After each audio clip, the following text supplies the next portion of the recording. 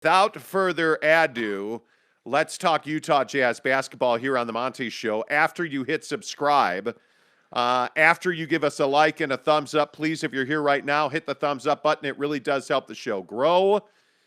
We are giving away a PlayStation 5. We're just about 300 subscribers away from doing that. All you have to do is hit subscribe, give us a thumbs up. If you happen to leave a comment saying you did so, that would be Narbra. But we appreciate every one of you being here.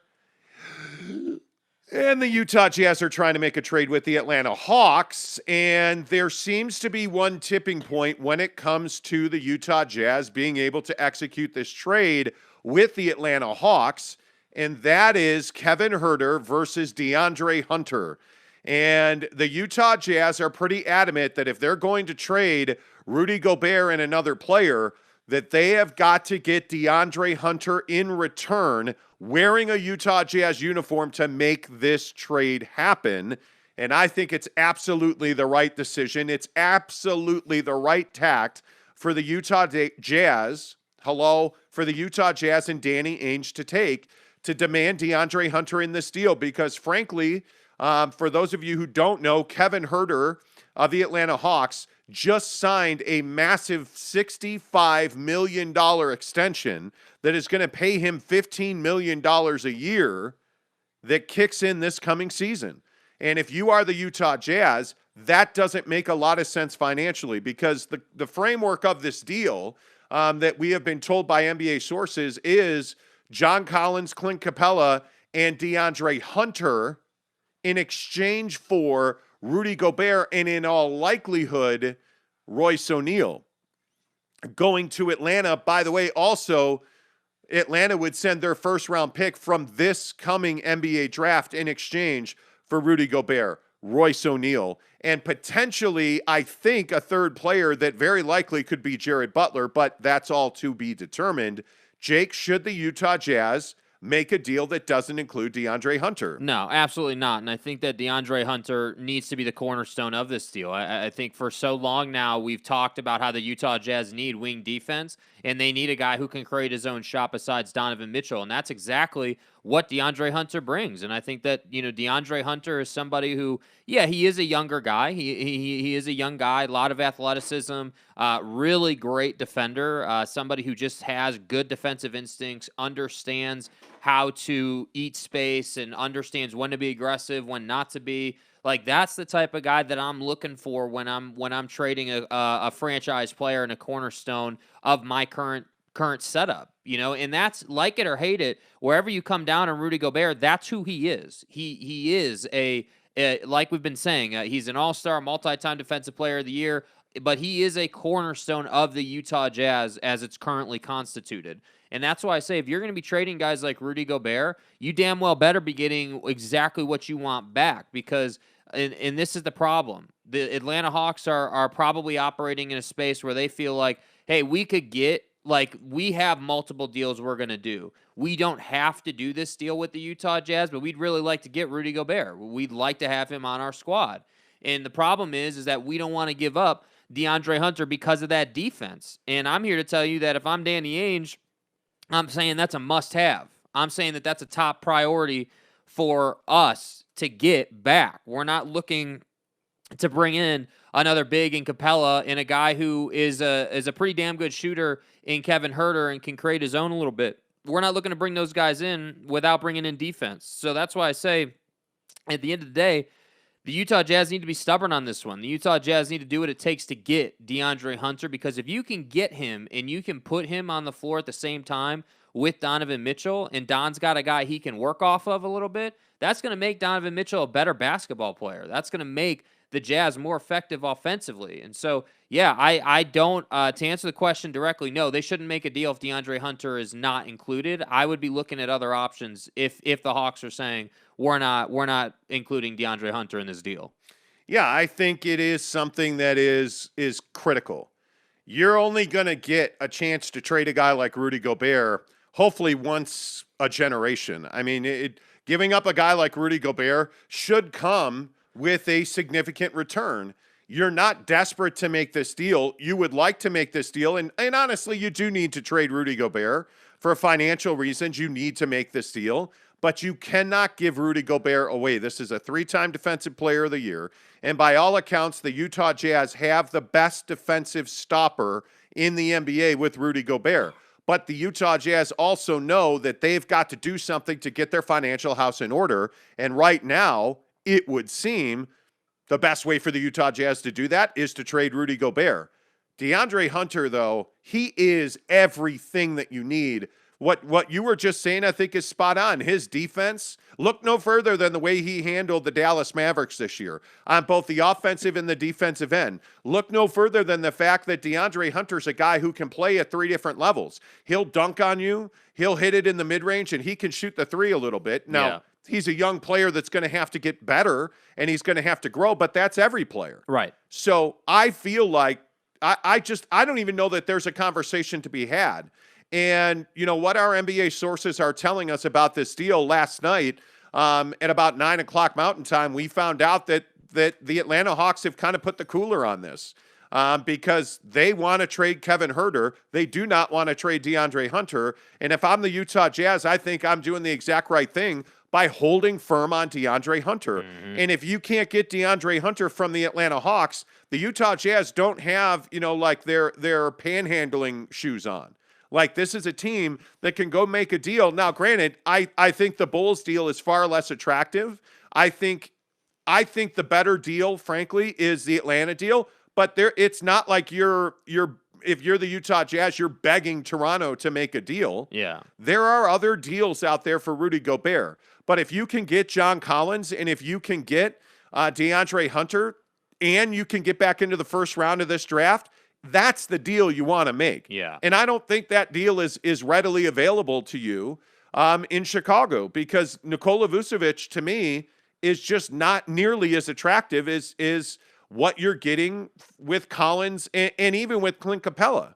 I mean, Clint Capella, for everything he's not, actually can defend the pick and roll at a pretty decent level. Yeah. So, Jake, I think, by the way, I think the Utah Jazz have to find guys who can defend the pick and roll. Yeah, and I think the problem with the Chicago trade for the Utah Jazz is that Chicago is unwilling on any level. It's a non-starter to talk about Ayo Dosunmu and Patrick Williams. Those 2 guys, they've taken those 2 guys off the table. They're trying to move, you know, an 18th pick, right, and Kobe White. That's what they're trying to do.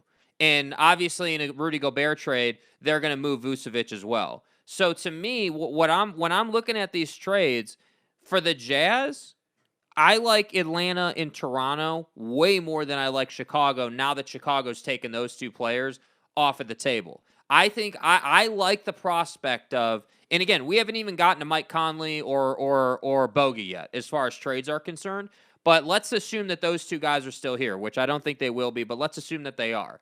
I like the sound of Donovan Mitchell, Mike Conley, John Collins, DeAndre Hunter, and Bojan Bogdanovic standing in the corner. I like that. I like how that pans out. I like the athleticism on the floor. I like the defense on the floor. I like the way those guys work together, how their games kind of play together. And I also like the pace with which that would allow you to play.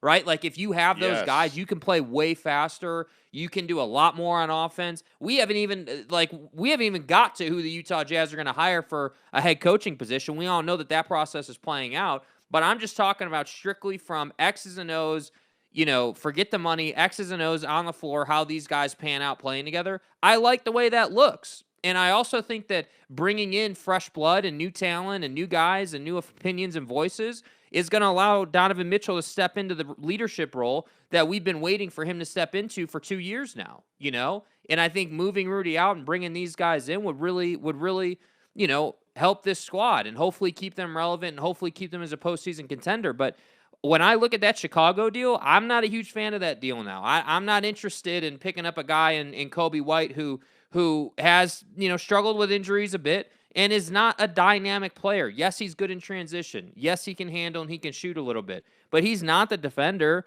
that DeAndre Hunter is. He's definitely not the contributor that John Collins is, in my opinion.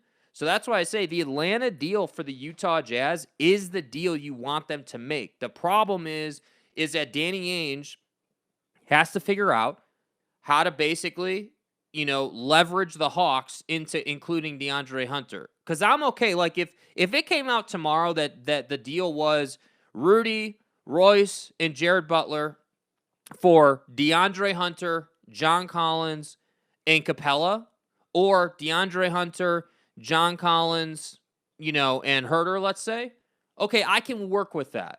I can work with that. Yes. That's not a bad deal. Do I want to be taking on Kevin Herter's contract? No, I don't.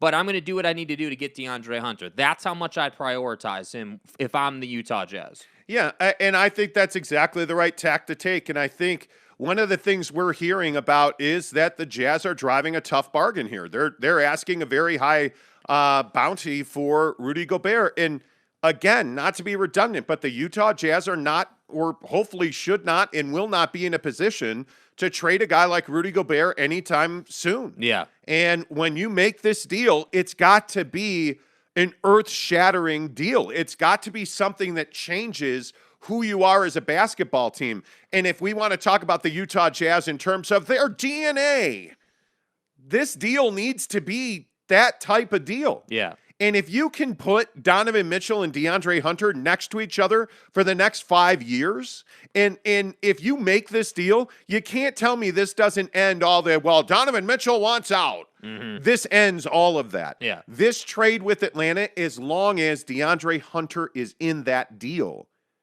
that to me makes a difference. It then means it doesn't matter if you include Jared Butler or Trent Forrest. It doesn't matter if you trade Azubuike. The Utah Jazz with this trade give themselves enormous flexibility. Again, it's a $50 million deal. It's a huge deal. Facts. You are not relieving yourself of luxury tax obligations. Mm-hmm. That's the one downside to it. You are still paying an enormous amount of salary and penalties, and you become a repeat offender of the salary cap, of the salary tax, the luxury tax, excuse me. I'm melting down. Yeah, but the benefit just of it. in ecstasy and excitement. You're so damn excited about the fact that they're going to take one guy who can only do so much and turn it into four guys that you're having trouble explaining it. And I don't blame you, man. I really don't blame you. I mean, I would be excited too. I think that I think that whether, it just depends who you get, like I don't want, the big thing I'm worried about with this whole situation for the Utah Jazz and Danny Ainge is, like you were saying, they're asking a lot. There is a line in negotiation in anything that you're negotiating, whether you're selling your fridge out of your kitchen or you're trying to trade Rudy Gobert. You can't ask so much that people lose respect for what you're asking for. And that's the only thing that I'm just a touch concerned about, because while the Utah Jazz value Rudy Gobert extremely highly, as they should, not saying that's wrong, but while they value him at a certain level, the league is not going to value him at that same similar level. They're going to say, yes, he's a rim protector. Yes, he is one of the best bigs in the league. Yes, he is an all-star caliber player. And yes, we're willing to give you an all-star in return. We absolutely are. Yeah. But where the issues come in are when we're talking picks, or when we're talking about DeAndre Hunter versus, Kevin Herter. That's where the issue comes in. And that's why I say, like, yes, I would drive a hard bargain, but I'd be saying to the Atlanta Hawks, dude, this deal only happens if DeAndre Hunter's in the deal. You need to accept that, and then let me know what you think as far as the rest of the deal is concerned. Yeah, and I think this is why it's so difficult to make 1v1 trades. Like, it's very difficult to just have a two-team deal because, again, it's a $50 million deal. And if you can include a third team in this deal, if you can include a team like the Miami Heat, who we know have interest in Bojan Bogdanovic, or if you can include... Well, we know they have interest in Donovan Mitchell too, right? Because he went to a birthday party they had meetings and stuff. And the pictures and stuff. Anyway, my point is, exactly. My point is that I think you have to, if you are the Utah Jazz, you better be driving a hard bargain. Yeah. And I think if you're the Jazz and you can find a third team to dance with here, I think that makes this deal a lot more palatable. Yeah. It probably nets you an extra draft pick because think about it this way. If you're willing to take on John Collins and Clint Capella, which again, I'm not sure that I would want to do that. The money that you have tied up in those guys, and maybe you move one of those guys at the deadline next winter, I don't know. But the money that you're bringing back, I mean, you're talking about a $52 million return. I mean, that is a significant amount of money that I think it's incoming cap. The incoming cap number on that deal is $51.5 million. That is a lot of money. Yeah. And you are sending $49.5 million. So you're adding $2 million to your cap. Yeah. Depending on what you do. And that's with Collins, Capella, and Hunter. That's why I'm telling you, it's untenable. It's absolutely untenable to take back Kevin Huerter in this deal. If you're taking Collins, if you are taking Clint Capella is an $18 million player. John Collins is a $23.5 million player who just signed an extension. Yeah. Then on top of that, you're going to take Kevin Huerter's $65 million guaranteed that kicks in this season. That's not a smart financial deal. Yeah. To me, that the Kevin It's a lot. Huerter, the Kevin Huerter, DeAndre Hunter part of this deal is the deal breaker. And that's why, according to NBA sources, the Atlanta Hawks have cooled on this deal. And if I'm Danny Ainge, I am not going back to the Atlanta Hawks without DeAndre Hunter. I'm not. And listen, if you feel like you can move Clint Capella, okay, great. This feels like a deal to me, Jake, that needs a third team. Yeah. I think that's how you get this done. Well, and I think we've been saying that for a long time, that just generally speaking, in the big picture for the Utah Jazz, that a third team in the Rudy Gobert trade is definitely going to help things and smooth things out and up the efficiency of getting something done. But again, you have other rumors, going around, and again, this is Twitterville, this is, Rumorville. But there's a rumor going around that the Jazz are interested in trading Mike Conley for KCP from Washington. And so when I see that and I start thinking about who third teams would be, I mean, sure, you could try to get, Washington or maybe a Charlotte involved or I don't know, maybe Houston, who just dealt Christian Wood to the Mavericks yesterday. Like, there are teams around who want to do deals and who want movement and who want to change their roster a bit. So if I'm Danny Ainge, that's definitely something I'm looking at, because clearly the Atlanta Hawks are not in a place where they're feeling like what the Jazz have to offer is worth it to give up DeAndre Hunter in addition to what the Jazz are already asking for. So I think that this is the science, the process, the fascination with trade season and with impending free agency coming. That's what I love about this time of year for the Utah Jazz and for the NBA. All of these conversations about, hey, I got this guy and I want that guy. What's the bridge to get it done? That conversation in context with what's happening in the organization is what I love about this time of year. We don't get this any other time of year, but this time of year, I just love talking about it. Yeah, I think, again, Cantavius Caldwell-Pope is making $14 million. Mike Conley makes $21. I mean, that's probably a deal that works on some level. But again, I just think you're asking for trouble when you're starting to take on that kind of money in a 1v1 situation. Yeah. So, hey, listen, if you can, I would absolutely flip Mike Conley for Cantavius Caldwell-Pope. Mm-hmm. I would. I mean, Cantavius is a guy that shot the Lakers to a championship. He is a very good three-point shooter. He's a limited, player in scale. He's an excellent defender. Cantavius is. So, yeah, I could see that deal working, but we'll see. I don't know what Atlanta is willing to do, because by all accounts, and again, we were told directly by sources we trust completely that the Atlanta Hawks have cooled on this deal because they don't want to trade DeAndre Hunter. Right. And I totally get it. But if you want to move Collins and if you want to move Capella, you're going to have to pay a price. And the question is, does that mean they don't include a first-round pick? Does that mean that you have to get a third team involved? My feeling is Danny Ainge knows how to get these deals done. I think we all know that. It's just a matter of what his tolerance is for adding that third team. All right, let's get your thoughts in here. Forrest G, first one in, says good morning. Cody Strickland says morning, men. Mitchell Harding says what's up. Hope you are well as well. Mitchell Harding, it is, what do you guys like about Colby White? It's Kobe White. Yeah. Not Colby White. Kobe White is a gas can. Yeah. He's a guy that gets up and down the floor. The injuries kind of concern you. The missed games concern you.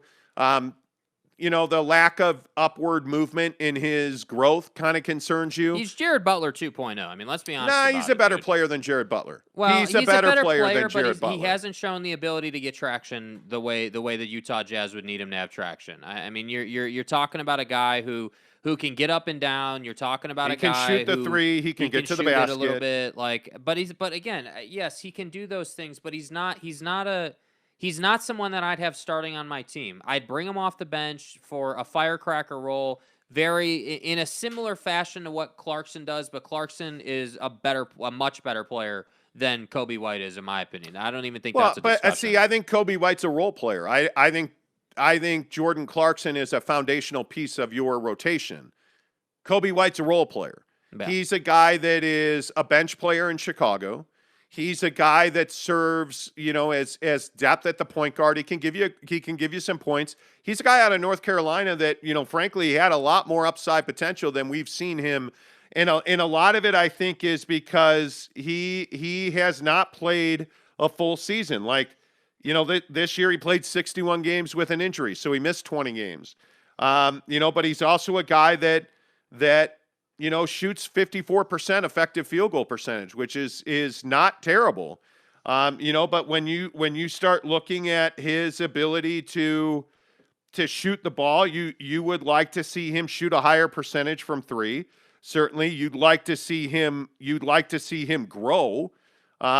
You'd like to see him become more of a pure point guard. I think he likes to score more than he likes to distribute. That's today's NBA. Mm-hmm. Kobe White is a role player. He is not somebody that you bring in to finish off your championship roster. That's not who Kobe White's shown himself to be. Right. So I like him because he plays a role off the bench. And frankly, he's not going to be a problem. That's what I like about Kobe White. Neville 93, good morning to you. Tanner Plummer, what's up? Hi, Tanner. Hey, buddy. Hey, guys. Tanner says, based on what we saw yesterday regarding Jazz uniforms, it looks like Utah is about to take another L. So there have been a lot of leaks out there, and we've talked about what we've heard about the uniforms. I think we said Monday that we were told that, those uniforms are legit, and that you will be getting a purple, I think it was just described as a Purple Mountain Retro. Yeah. And that's what we were told yesterday. I was sent a picture over text confirming that those uniforms are, in fact, the plain black and white uniform with one color, yellow, gold kind of stuff. It's not ideal. That's going to be their uniform. And my wife's like, oh, you mean the practice jerseys? No, what happened was, and this is a really key point. What happened was you rolled out a picture, showed Mrs. Monty, hey, this is the Jazz new uniforms. Oh, are those college uniforms? Yes. That's precisely what she said, and I couldn't agree more. They look like Oregon uniforms, man. I know they look like Dixie State uniforms. They look like a D2.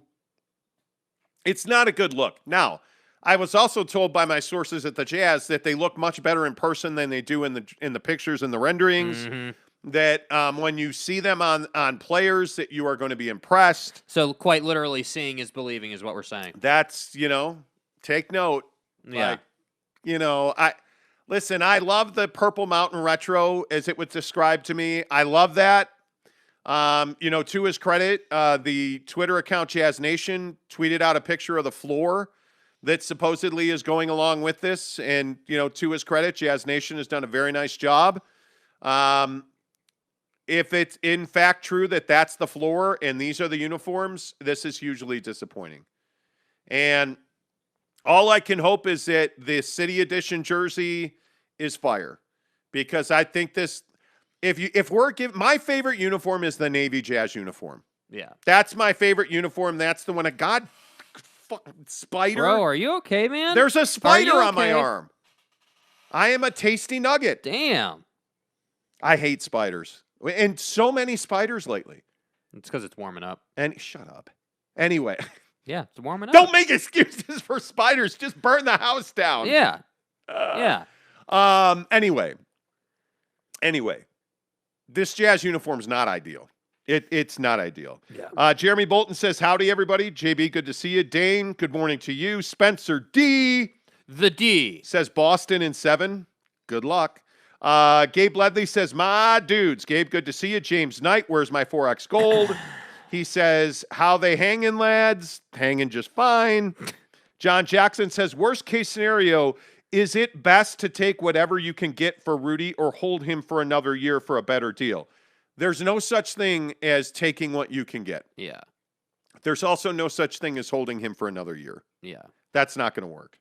So, I think you've made it pretty clear. You're building around Donovan Mitchell. You're going to do everything you can do to play to his strengths. DeAndre Hunter certainly does that. Yeah. Absolutely, he does. And I just don't think that Danny Ainge is gonna allow, is gonna allow himself to get in a position with this whole trade conversation. He's not gonna allow himself to get into a position where he's like, all right, time's ticking. I'm at the end of the rope here. I just got to do what I can do. Like you're not.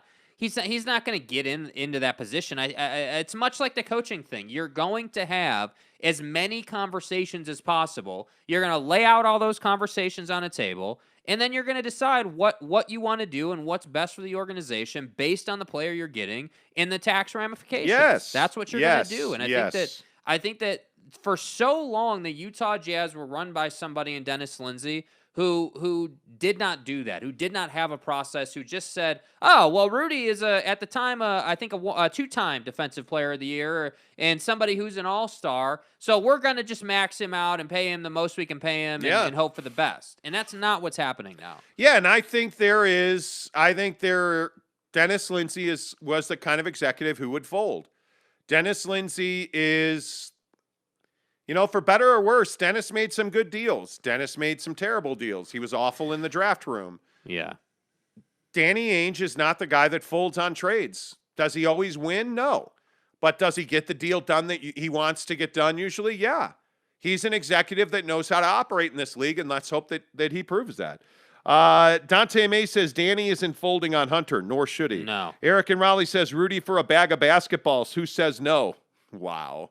That's what I said yesterday, dude. Like that can't happen. No. Ryan Buckley says, morning, guys. What's up, Buck? Good to see you. Eric also says the Jazz need a solid starter and a 2-rotation contributor in the Gobert deal at the very least. Absolutely. Yeah. Absolutely. Well, right. and that's why I say, like, it's not just that, we think that DeAndre Hunter is like the greatest thing since sliced bread. I think the true value of him is not just the defense or not just that he can create his own shot, but more so that you can put him on the floor with Don. Yes. It makes Don a better player. It makes the starting group a better group. And he's going to be a low-key guy. Like, and low-key meaning he's not going to be a problem for you. He's never been somebody who's caused locker room issues in Atlanta. Yes. I just don't see him being that guy. That's correct. I agree. I totally agree. James Knight says the Rudy trade needs to be profitable. Otherwise, there will be a pissed-off fan base. Well, after already being pissed off about these jerseys. Yeah, much to Tricky T's point. Tanner makes a really good point. The Jazz need a win because you're looking in a situation where this uniform had better be fire when you stick it on that ad. Because if it's not good on the player, it's not going to be approved by this fan base. And you're coming off of a very difficult playoff run for the last 3 years. And now you're trading one of the beloved members of the Jazz fan base. Yeah, any way you slice it. I mean, there is a large swath of the fan base who likes Rudy Gobert. And there's going to be a large swath of the fan base that'll be pissed off. And you know what I say? Who cares? Yeah. Make the best deal that you think is going to bring you closer to a championship. Yeah, agree. Because completely. winning games is what ails everything. Yeah, and the fans are going to cures all that ails you. The fans are going to forget about Rudy Gobert when you're in the postseason, going further than you ever have. Jeremy Bolton, seems like for this Atlanta trade to finalize, you'd need to involve another team so Atlanta feels like they get what they want, if not from the Jazz. Yeah, completely agree. That's why they don't want to give up DeAndre Hunter, because they don't feel like the Jazz are giving them what they need or giving them like adequate value back for DeAndre. Which is why I think you have to include Jared Butler or Trent Forrest. Yeah. I think it's not optional.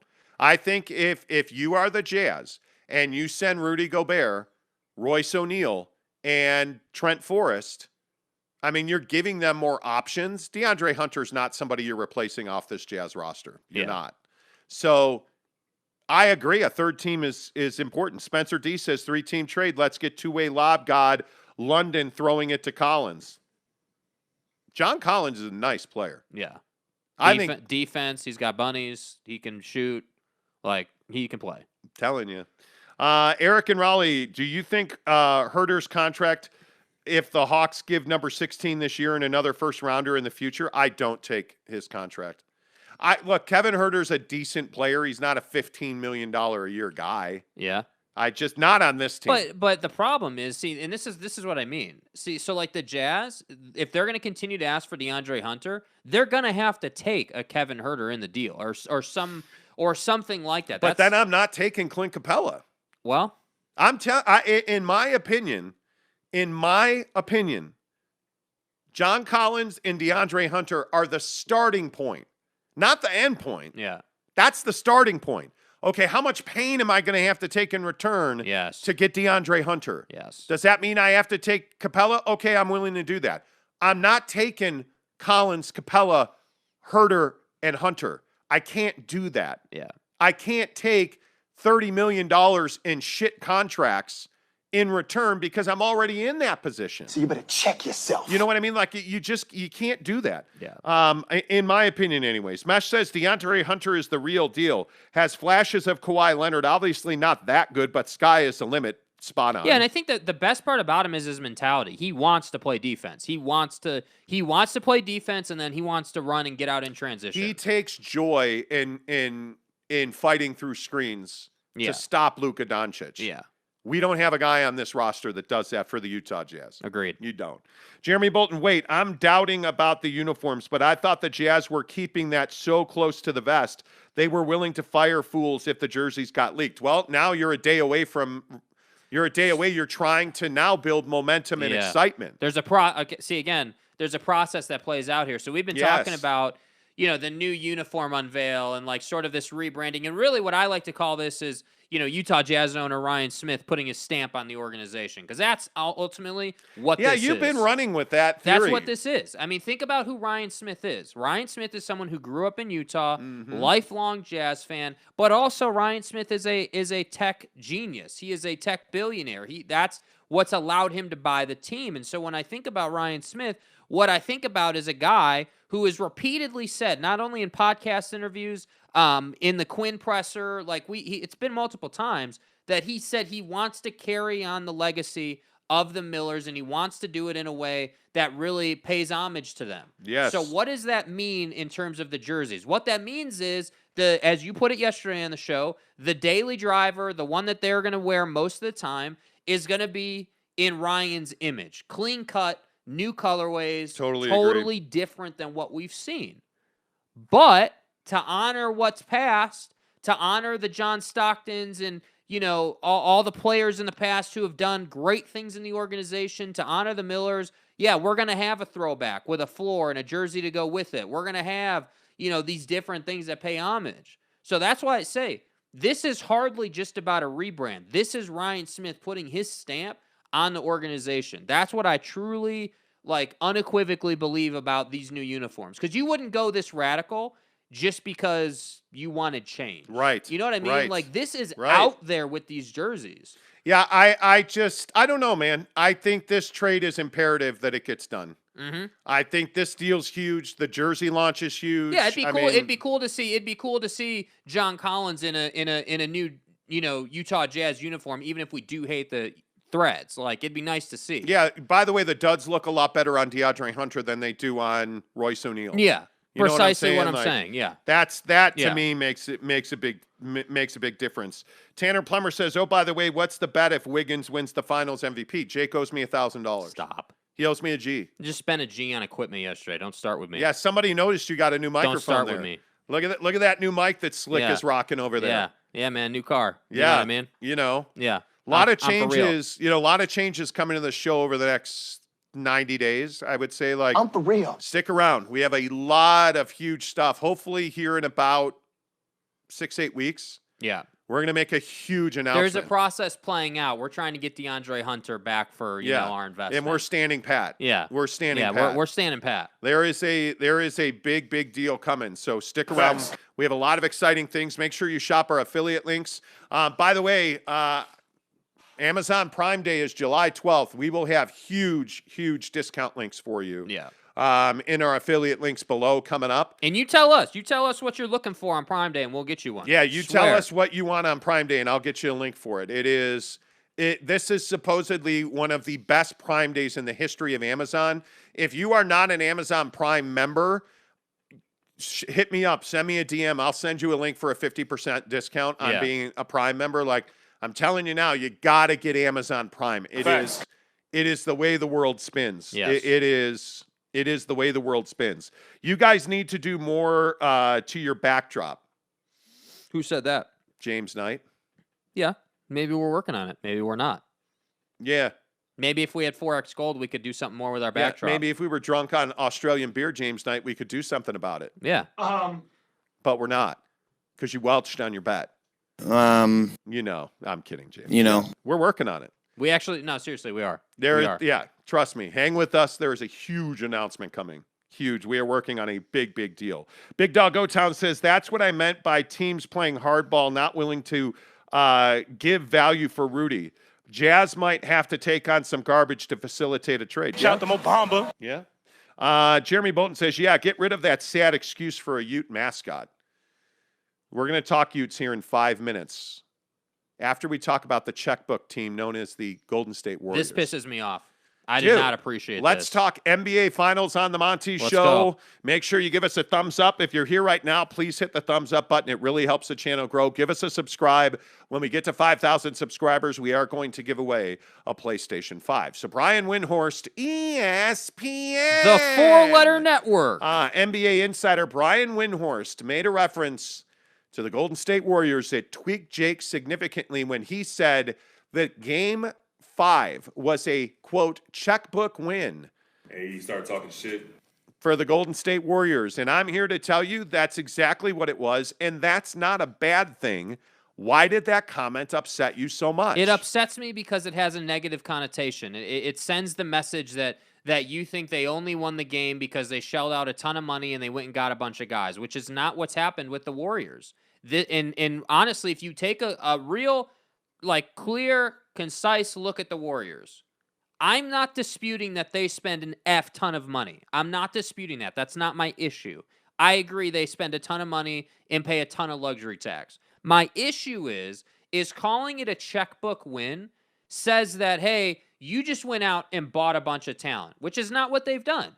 This goes all the way back to, I don't even, can you look up when Steph was drafted? What year was Steph Curry drafted? Because that year was the beginning of what we're seeing today. That year, when they chose to give him a chance after the scouting report said some kid from Davidson was too small and couldn't shoot, what year is it? 2009. 2009, bro.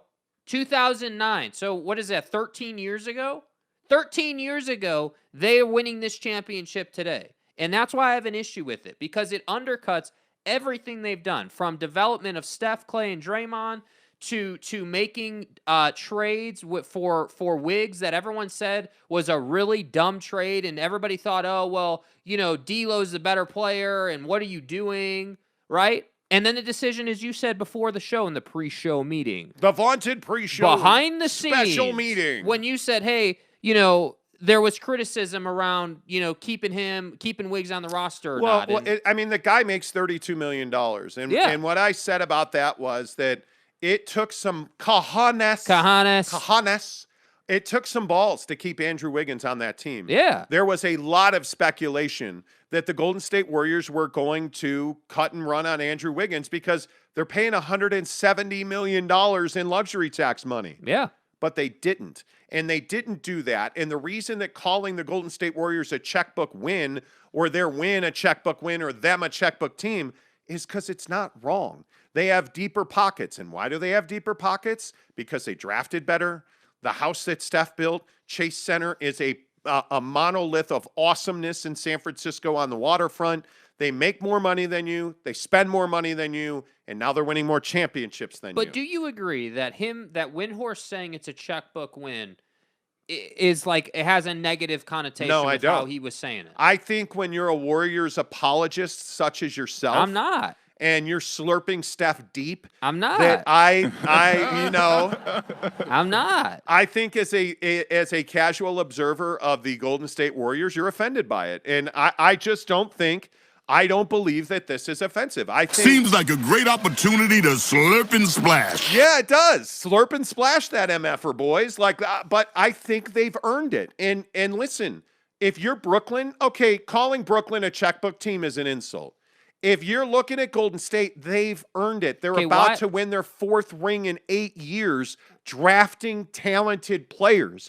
It's not a problem that Steph Curry is making $45 million. No, it's not. You drafted him. You developed him. He won you 3 rings. He's about to win a 4th. The guy has earned $10 million a season per ring. Who cares? Pay him. Because you have a deep checkbook. If you felt these balls, Look at their ability to draft and develop. Look at their ability to take D'Angelo Russell and turn him into the NBA Finals MVP. Please. Andrew Wiggins. Give me my $1,000. Please. I will pimp slap you. Please. Anyway, the point is, it's not an insult. It's the truth. Bob Myers is the best general manager in the NBA. He's a straight savage, man. I mean, there's no way around that. That's why you can afford to build the Chase Center. That's why you can afford to pay Andrew Wiggins 32 when you're already paying Steph, 45. I'm for real. Because you drafted Steph, Clay, and Dre, and they stayed together. It's why you're able to bring in a guy like Andre Iguodala to help you win. And by the way, they've also got Jordan Poole, Jonathan Kuminga, James Wiseman. They've got all these guys. They're repeatedly executing in the draft, man. When they lose, they win. When they win, they win. Like, you're winning now, and you're clearly going to win for the next 5 years. Even if Steph were to retire in 3 seasons, you're still going to be relevant. Andrew Wiggins really is a guy on that roster that you point to that they bought, if you will. But how did they buy him? They traded for him because they had acquired D'Angelo Russell. Yep. Like, they just out-business you. Yes. They're better at the business of basketball. And again, if you want to compare and contrast them to the Utah Jazz, the Golden State Warriors are a far better organization, a superior organization to the Utah Jazz. Yeah. When are the Utah Jazz building a monolith of modern proportion, an awesome house of basketball? They're not. They're at Vivint for the foreseeable future. To me, you have to be able to continue to grow and win. And right now, you have better owners in the Lakeups than you do in Ryan Smith. You have a far better general manager in Bob Myers than you did in Dennis Lindsay and now in Danny Ainge. There are a few executives I'd be hyped to get on this team other than Danny Ainge. Bob Myers is one of them. Yeah. I mean, you have the best head coach in the NBA in Steve Kerr. We hire the best people. Yeah. Yep. They do hire the best people in Golden State. Yeah. They do. They went from Oakland to San Francisco. That's called good business, man. Like, it's not a problem to call them a checkbook team. When they win the NBA Finals tonight, when they win the NBA championship tonight, when they close in 6 games, so things can start getting rolling with the draft and free agency. When they do that tonight, that's 4 championships in 8 years when you went through one of the worst stretches in modern NBA history with injuries to KD and Clay, like losing games. Oh, by the way, you turn that into Wiseman and Kuminga and, Jordan Poole. And they were able to keep Steph, Clay, Dre, and they add Andrew Wiggins. And now the question is, are you going to keep Andrew Wiggins or are you going to trade Klay Thompson? We did what we did. You probably can't do both. It's tough, bro. You probably can't do both. Super tough. Anyway, it's not an insult to call them a checkbook team. Yeah. It's not. Jeremy Bolton says you have to be twice the executive when you have half the money, though. True. And by the way, Golden State, when Bob Myers and the Lakeups got there, Golden State was not known as the team that spent all kinds of money. Oh. They weren't. So there's something to be said for that. Jeremy Bolton also says, I don't agree for the record. The Warriors did it right with drafting. Absolutely, they did. Eric said, if Boston didn't base the entire defensive game plan to stop Curry, Wiggins wouldn't be free to take over games. That said, Wiggins has absolutely shown up and took over games. It's amazing to me that even in this series, when you designed a defense to stop Steph, he still had big games. Yeah. But you haven't even seen their best rotation. I mean, when you look at Andrew Wiggins, Jordan Poole hasn't been able to play because he's just made awful decisions. Mm-hmm. So they took his minutes away and they gave him some back, and the kid has absolutely performed. How many half-court buzzer beaters are we getting from this guy in the finals? Repeatedly, bro. I mean, repeatedly. they do basketball well. Eric, nobody knows that more than you. You get it.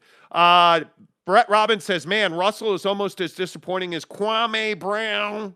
Kwame Brown. I think D'Angelo Russell's a guy that needs a place like Utah. I would love to see them bring in a D'Angelo Russell where he can be not an alpha male, but like a 1B. Yeah. Because he's just gotten run out of Minneapolis because, oh, by the way, they've drafted really well. Some guy named Anthony Edwards came in and lit it Ant, up. please. I'm sorry, Ant. Sorry. Edwards. Sorry. You know. Fact is, keeping Wiggins to pair with Wiseman, Moody, Kuminga, and Peyton II means the Warriors have the next dynasty already on the team. Well, I think they're going to trade Wiseman. Because it doesn't make a lot of sense to keep Wiseman and Kuminga on the same roster. There's redundancy there. And I don't know. It depends on what you believe. I mean, Wiseman hasn't been able to stay healthy. Yeah. Frankly, that's what I was going to say. Neither has Kuminga, but we haven't seen enough. Yeah, I don't know who the better player is. I don't know that anybody really knows who the better player is.